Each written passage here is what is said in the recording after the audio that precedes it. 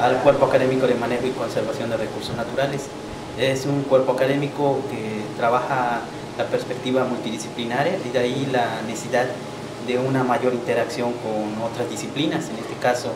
a la que yo me circunscribo, que es la antropología social. Cuando ingresé a este cuerpo académico, la idea era que pudiéramos interactuar en las comunidades rurales, las visiones de las ciencias naturales y de las ciencias sociales. Esto ha sido bien interesante porque de alguna u otra manera estas dos perspectivas se logran integrar hacia buscar alternativas de manera conjunta con los pobladores de las comunidades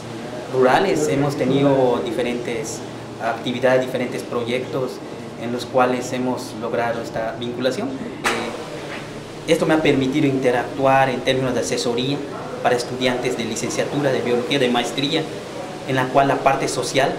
juega un papel fundamental para que ellos entiendan la importancia que se tiene de interactuar con las personas, con los actores sociales que se encuentran en las comunidades y la importancia que se tiene del conocimiento, la percepción que se tiene sobre los recursos naturales, sobre los elementos culturales, que de entenderlos nos pueden facilitar ese proceso de comunicación, de acercamiento hacia mejores alternativas o hacia un desarrollo más viable, más posible de lograr el éxito.